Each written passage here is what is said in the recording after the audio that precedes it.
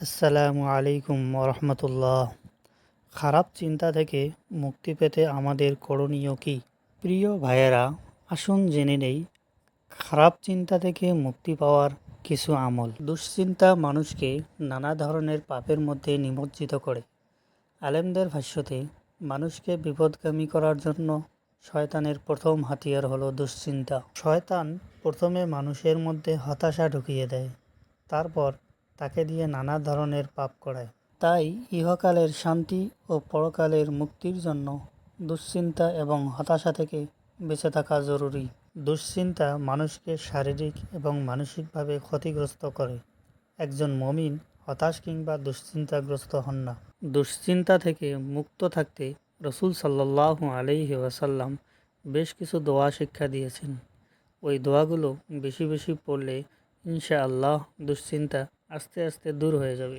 Number 1, রসুল সাল্লাল্লাহু আলাইহি ওয়াসাল্লাম বলেন, এমন একটি দোয়া সম্পর্কে আমি অবগত আছি, কোনো বিপদগ্রস্ত ব্যক্তি তা পাঠ করলে আল্লাহ তাআলা তার সেই বিপদ দূর করে দেন। সেটি হচ্ছে আমার ভাই ইউনুস আলাইহিস সালামের দোয়া।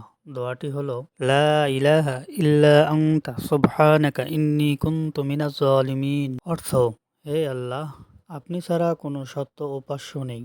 আমি আপনার পবিত্রতা বর্ণনা করছি। নিঃসন্দেহে আমি নিজের প্রতি অবিচার করছি। নাম্বার 2, দুশ্চিন্তা থেকে মুক্তির দোয়া। রাসূল সাল্লাল্লাহু আলাইহি ওয়াসাল্লাম চিন্তিত হয়ে পড়লে একটি বিশেষ দোয়া পড়তেন। দোয়াটি হলো, আল্লাহুম্মা ইন্নী আউযু বিকা মিনাল হাম্মি ওয়াল হাযানি ওয়াল আজজি ওয়াল কাসালি ওয়াল বুখলি ওয়াল জুবনি ওয়া যালা'id দাইনি ওয়া কাহরির রাজাল। অর্থ, হে আল্লাহ, নিশ্চয় আমি দুশ্চিন্তা ও দুঃখ থেকে, অপারগতা ও অলসতা থেকে, কৃপণতা ও ভীরুতা থেকে, ঋণের ভার ও মানুষের দমনপীড়ন থেকে আপনার আশ্রয় নিচ্ছি।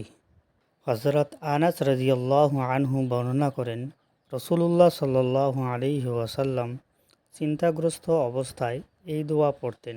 বুখারী, হাদিস নাম্বার 2893। নাম্বার 3, দোয়া ও জিকির মনের প্রশান্তি বাড়ায়।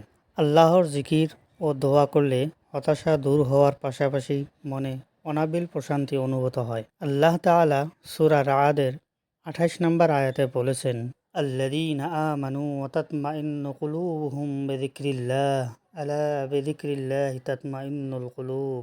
অর্থ, যারা বিশ্বাস স্থাপন করে তাদের অন্তর আল্লাহর জিকির দ্বারা শান্তি লাভ করে। জেনে রাখো, আল্লাহর জিকির দ্বারা অন্তরে স্থিরতা ও শান্তি আসে।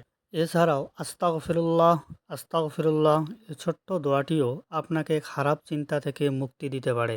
আল্লাহ আমাদের সবাইকে সঠিক নিয়ম অনুযায়ী আমল করার তৌফিক দান করুন। আমিন।